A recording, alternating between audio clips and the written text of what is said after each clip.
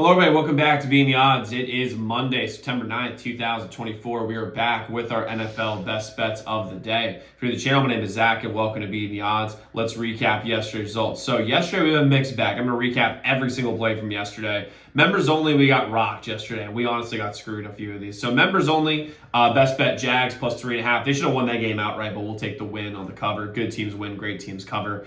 Browns and Redskins, man, I'm not even going to mention. They were so bad. Those were such misses. The sharp money was on both of them, by the way. And I still would have bet those, but I mean, that was based on the research anyway. But holy crap, that was bad. The only thing worse than the Browns playing was Tom Brady announcing, because holy crap, he was bad. We had the Rams plus 4.5. We also added on Rams and Lions over 53.5. This game literally, we should have won at least one of these, if not both. Like, just full on, I believe that in every part of my heart. First off, the Rams were in the red zone 3 times before scoring a touchdown 1 time. It was absolutely atrocious. I mean, first off, kick the damn field goals. Like, for God's sake, if you kick those field goals, the game is different for the Rams plus 4.5, and it's different for the over. And it goes back, by the way, to that holding penalty in the end of the third quarter, early fourth quarter, that jet sweep to score a touchdown. And I'm like, hell yeah, we're tied up. 2 more touchdowns. We go to overtime 24-24. We have a very, very good shot of getting this number over. And we, no matter what, at least win one of these. And then that holding penalty really, really messed us up.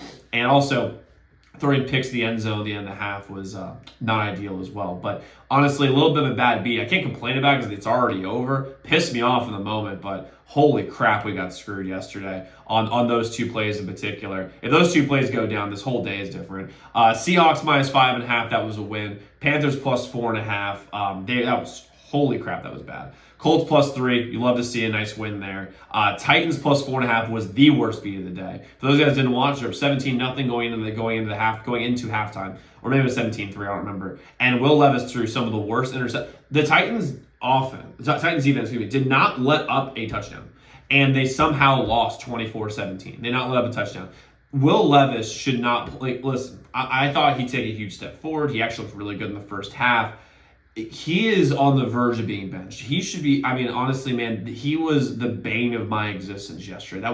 He was so bad. Did not understand situational football whatsoever. I mean, just take the sack. You're down 17-16. You're up 17-16. Take the sack, punt it away. Chicago can't do it. Chicago has not been able to do anything the entire game. You just give them a defensive touchdown. Absolutely terrible. Falcons minus 3.5.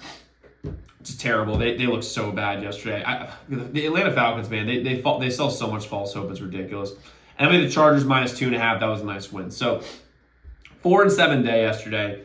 If a couple breaks go our way, we're 7-4. And that is one of the most frustrating things, because I felt good about the games. But the cool thing is, for the year, we're still 10-9, 55%, which means we're profitable. Best bet's 2-4 though. Not great, but guess what? It is what it is. Sometimes you have, listen, on regular plays, we win 60% of the time overall for a season. For best bets, it's just under 70. It's like 68, 69%, depending on the sport. So we don't really know when those 30% of best bets losses are going to come, or those 40% of losses are going to come for the NFL. We had some weird bad beats today, and we're bouncing back today. And overall, last year we had 218-144, 54-24 in best bets, plus 73.14 units, and we're going to beat that this year. We were 6-2 before yesterday, so we're going to be in a good spot. But if you're new to the channel, hit that subscribe button. Like this video, hit notification bell so you never miss a pick. We post these NFL best bet videos every single day that the NFL is on, along with college football, which, by the way, we're on a 13-2 college football run right now, just so you know. And the MLB, we're also on a huge run there as well. I didn't do the math in my head before doing this, but we were 3-1 yesterday, 3-0 the day before, 2-1 before that. So whatever that is, 8-2 run in the MLB, and also the NBA and NHL. We're going after our first 15,000 subscribers, so I'm excited to have y'all here. Let's go win together today. Let's go make some money. So guys, I got 3 picks for you guys in the NFL here today. I'm going to get started with our first play, which is going to be the under 43.5 in Jets and 49ers. First things first, this is all about a matchup game, and I think we'll end up threading the needle here on the total. I think this is going to be really, really close. I would not bet it any lower than 42.5. I have 43.5. I got that on FanDuel and DraftKings. I go with the DraftKings. The odds are a little bit better. But here's the thing. When you're looking at this under, okay, when it comes to 43.5, I did it on FanDuel because I had better odds.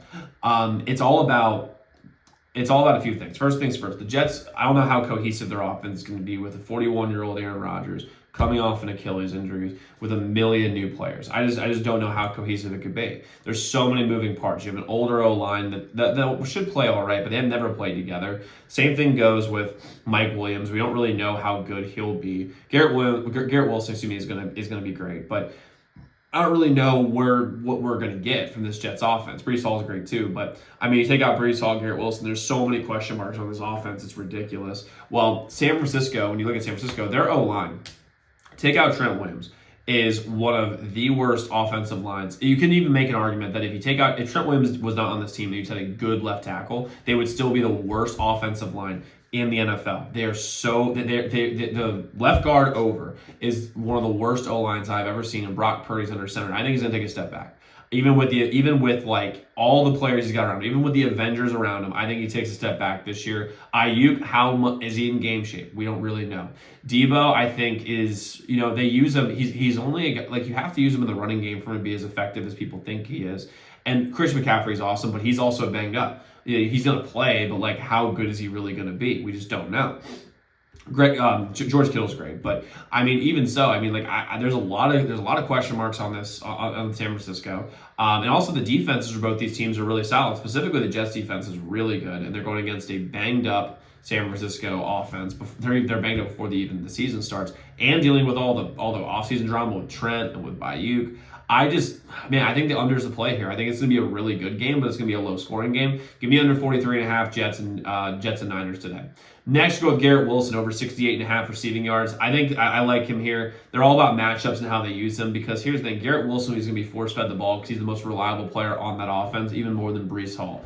I don't think Charvarius Ward is going to be following him around the field either, like Jalen Ramsey would, for example. I think they're just going to keep Charvarius Ward on one side. So if they just put Garrett Wilson on the other side, he's going to have a really, really good matchup, because I don't think the Niners have a ton of depth on the secondary. To me, they just don't. And plus, Ufunga, their best safety, is probably not going to play. He's doubtful right now, and even if he does, he's not going to be very good because he's been hurt for the better part of a year. And Garrett Wilson's also a really good deep ball receiver. It only takes one of those deep balls, not going to have a big portion of this number. Plus, they use him a lot in the intermediate passing game, like the 12, 13-yard dig routes. Very similar to how the Packers use Jaden Reed in particular. So that's really what it is. Now, I also like Aiyuk over 50.5 receiving yards. They're going to force feed him the ball as well, because guess what? They just invested a shit ton of money into Brandon Aiyuk, and Aiyuk is an intermediate passing game, very similar to Garrett Wilson, and he doesn't need a ton of yak because of where he's catching the ball. Because if he's catching the ball 13 yards in, he gets 4 or 5 yards, even 18-yard catch right there. I think the numbers is going to be good. And the 49ers have weapons everywhere, so the Jets can't just focus on Aiyuk. Plus, when you think about the game plan for the past 8 months, I mean, they've known about this game since May. So we're talking about May, June, July, August. So for 4 months, they've been game planning for this specific game. And Aiyuk was probably not on the board because they all thought, okay, he's going to the Steelers, he's going to the Redskins, he's going wherever. And Aiyuk, I mean, he's now a part of that offense. He's a tertiary part of the game plan. And they're going to be able to, I think they're going to be able to get him the ball, and he should be able to get over 50 yards. I mean, come on. So give me Aiyuk over 50.5 receiving yards. Now, just so you guys know, we do have a members-only best bet tonight. We're bouncing back there hard. You go to zdmbets.com/picks. Website is linked in the comments below. But guys, go lock in those picks. Let's go win together today. Let's go make some money. I'll see you all tomorrow.